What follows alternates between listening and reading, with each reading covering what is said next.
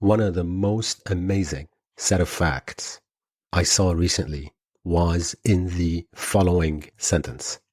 Nearly 2/3 of the world's 26,000 passenger aircraft are grounded and some 25 million jobs are at risk.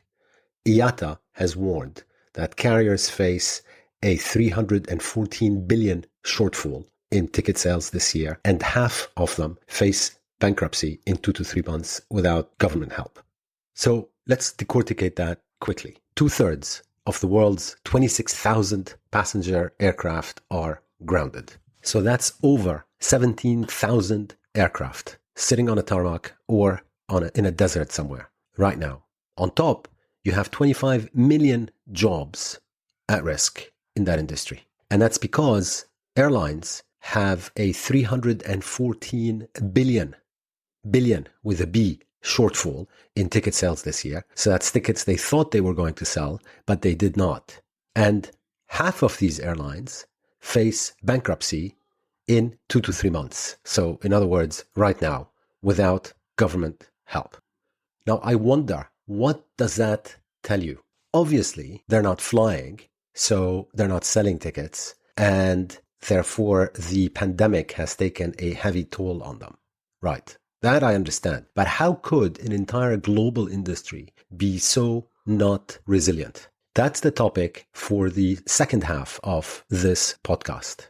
But the first half is about the resiliency of renewable energy through the COVID-19 pandemic and what this means as an inflection point going forward. In other words, renewable energy was growing quite fast before coronavirus. However, it had very strong headwinds from a global lobbying machine funded with billions of dollars and headwinds from an entrenched fossil fuel industry, that's oil, gas, and coal, that were fighting it tooth and nail. However, I think it's reasonable to assume, based on the facts that I've seen, that the resiliency of renewable energy through this pandemic means that the growth of renewable energy going forward is actually going to accelerate even compared to what we had previously assumed. Welcome to episode 36 of the Angry Clean Energy Guy with me, Asad Razouk. So why should we expect that renewable energy will emerge with renewed vigor post-coronavirus? In other words, we meaning the entire world, has assumed a certain path of growth for renewable energy. Why is that path of growth accelerating post-coronavirus? Exhibit 1 is the chief executive of British Petroleum. He hailed recently resilient renewable energy just as the oil price turned negative and contrasted the performance of his own solar division at the same time as oil prices were going negative. He said, and I'm quoting him, "The renewable energy sector continues to attract investment because of its risk profile and its resilience." In another very interesting quote, he said, "The pandemic has reminded us of the frailty of the ecosystem and how life can change almost overnight. People are looking at the clear skies and so on." I'll tell you what so on means. So on means people are looking up at clear skies and don't want to be asphyxiated anymore by oil, gas, and coal. People have become far more sensitive to respiratory diseases. They understand them better. They know that oil, gas, and coal fumes and pollution make us more vulnerable to respiratory diseases. And they're just not going to put up with the same bullshit that they were putting up with before from oil, gas, and coal companies. Exhibit 2 is that electricity generated by renewables has exceeded coal-fired power in the United States for a record 40 straight days just now, including every single day in April. That has not happened ever since we've started producing coal. Exhibit 3 is a story dated May 6, 2020 in the Financial Times that begins, "At a time when much of the global energy industry is in crisis, wind and solar projects are having their moment in the sun." Why does the writer go with that story? The reason is that the pandemic has not actually affected how much the sun shines or how much the wind blows. And as a result, renewable energy projects are continuing to produce reliable electricity around the world. At the same time, supply chain problems are preventing gas-fired power and coal-fired power from doing the same thing. Exhibit 4 is from India, where renewables are not only proving resilient in the COVID-19 crisis, they're also speeding up the country's shift from coal to solar power. India's energy demand collapsed by some 30% during the lockdown that the country's been through. However, coal generators bared the brunt of that collapse. Why? Because the government there gave renewable energy projects a must-run status, which meant that utilities had to take that power first ahead of coal. And the reason they had to do that is because that electricity was cheaper and cleaner. In other words, if you have a drop in energy demand, why would you want to take any coal? That means firing up dirty coal plants that depend on big supply chains of the stuff, and all that to generate power which is more expensive than the alternative available right next door, which is solar and wind. Exhibit 5 is a very interesting story on Bloomberg that basically says that when the oil price goes down, oil companies' returns go down. And these have been suffering for a decade in any case, so they're just getting worse. On the other hand, the price of solar power and wind power is also going down. However, the returns of investors in that sector are not suffering relatively in the same way as those of investors in the oil sector. So, in other words, onshore wind and solar are today the lowest cost new sources of power generation for most of the globe, at least 2/3 of the global population, at least 70% of global GDP. And the competitive position is due to the fact that costs have been declining for renewables and battery energy storage for a decade. So falling costs for oil are obliterating oil companies' returns. But the renewable energy industry has built falling costs into its competitive positions, and its returns are much safer. They're also much healthier, and today they are higher than those of oil and gas. Exhibit 6 is from South Korea, where the government is looking like it's going to double its target renewables share from 20% in 2030 to 40% because it also saw the writing on the wall. And it now understands that it makes no sense for it to increase its coal power in its forecasts and its budgets, given that coal is both more expensive and much, much dirtier. The Korean people now understand what that means for their health. And so the government is taking its cue from that increased understanding. Notice how none of these exhibits mentioned the words climate change. And the reason for that is that we are acting on the clean energy transition faster because of the increased understanding of the health impacts of pollution that everybody pretty much now have, in a world where a falling oil price means that oil companies are no longer such reliable investments. So if you put all that picture together, what you get is, I'm guessing, a faster growth curve for renewable energy going forward, post-coronavirus, coupled with a faster elimination of coal from electricity grids around the world, as well as less use of coal and gas by consumers. Now, that doesn't solve the problem, obviously, because most of our fossil fuel pollution is from industrial activities. However, it's a big step in the right direction, driven by a pandemic, which is quite an interesting set of circumstances to think about. And all these exhibits came together beautifully in renewable energy's unstoppable and accelerating march when Abu Dhabi set a new global record low solar price in a huge 2 gigawatt tender, which is now both the world's largest and the world's cheapest at an incredible 1.35 US cents per kilowatt hour. And to put this into perspective, that's down 15.6% from the previous record, which was set in Qatar just 5 months ago. No power has ever been produced this cheaply, ever.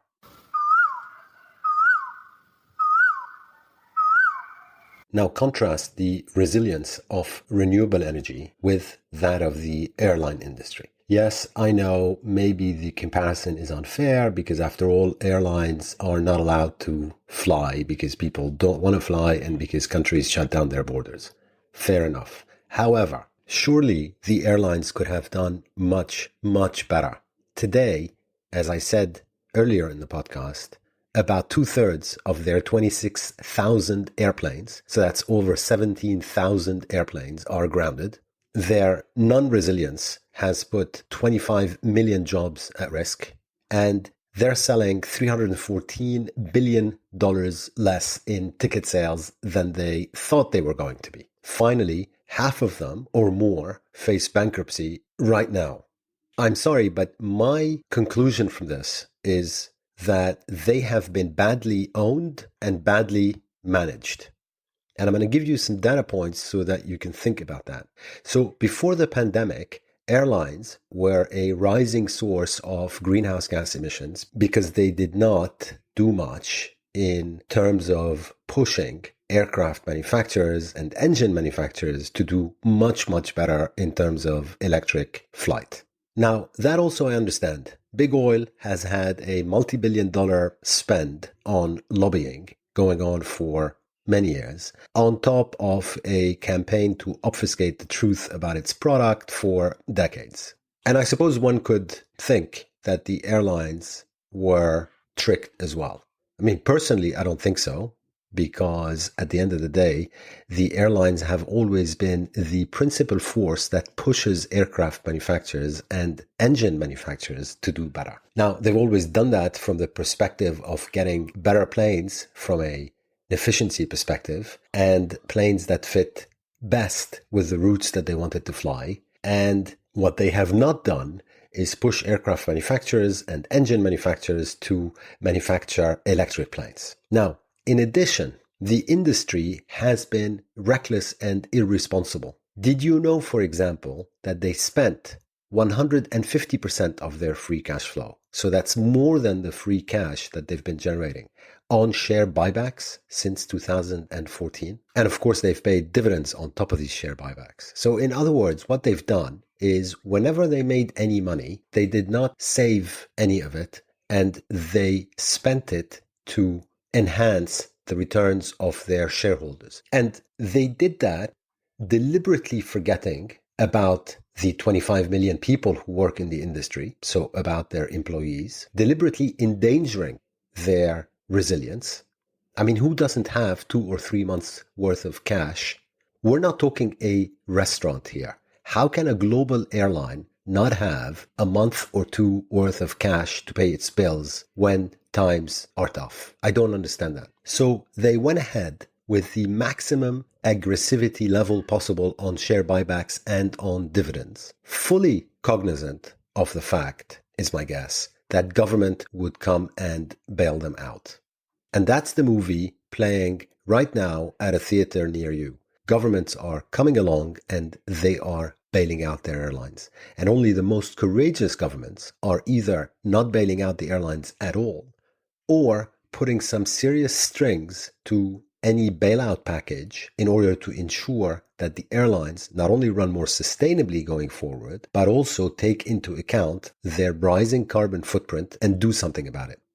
The statistics are scary when you actually look at them. So just the top 5 US airlines, that's American Airlines, Delta, United, Southwest, and Alaska Air, spent 96% of their free cash flows on share buybacks over the past decade. I mean, that's incredibly irresponsible behavior by their management teams. And share buybacks, in any case, are a very bad idea. They're completely focused on enriching a tiny minority, and they completely ignore everybody else.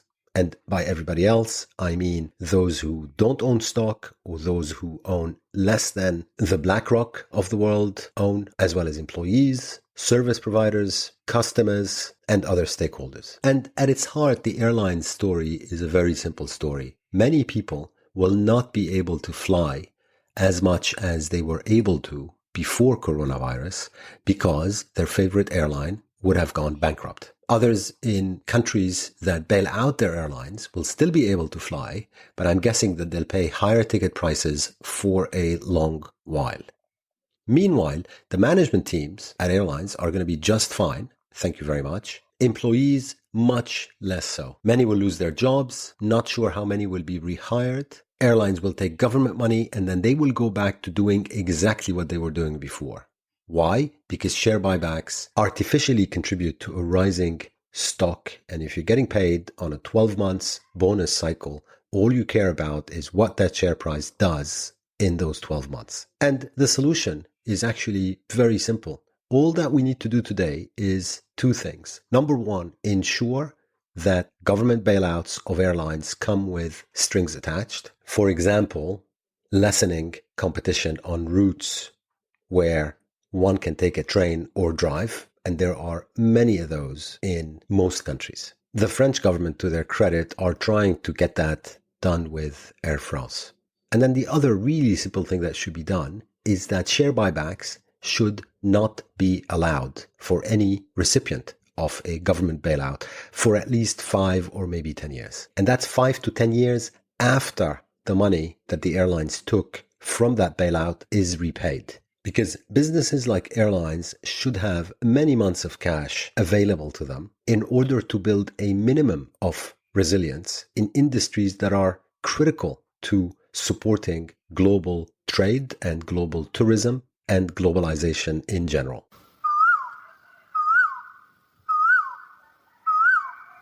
That's it for my rant on resilience. In the case of renewable energy, good and conducive to faster growth earlier in time than we expected. In the case of airlines, bad and with clear drivers, the most important one of which is greed. The imperative that management teams at airlines felt to distribute money to shareholders that they needed in order to build their resilience. And the takeaway is this. A pandemic allows you to see things really, really clearly. It's really clear that the days of coal are over and that citizens want to consume less oil and gas.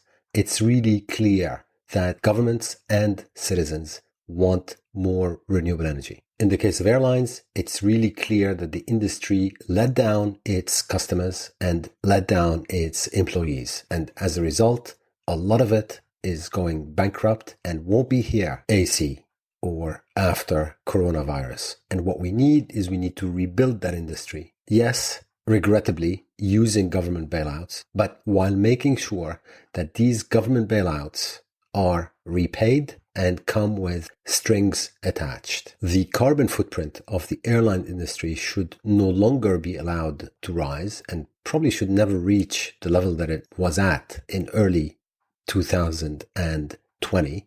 But at the same time, customers and employees of airlines should be treated just as well as the shareholders have been. And even though I'm a capitalist through and through, I'm a responsible and green capitalist. And from that vantage point, share buybacks should no longer be allowed except under very strict conditions and probably limited to a tiny portion of free cash flows. Otherwise, what's going to happen is greed is going to run rampant once again. And we should, all of us, do our utmost to spot it, to police it, to do something about it. There is a huge fight out there, which is still ongoing. It's not coronavirus, it's climate change, and we must win that fight. Both a rapidly growing renewable energy industry, as well as a more resilient airline industry, which is electrified, have key roles to play. Thank you so much for listening to this episode 36 of The Angry Clean Energy Guy with me, Asad Razouk, and have a great couple of weeks.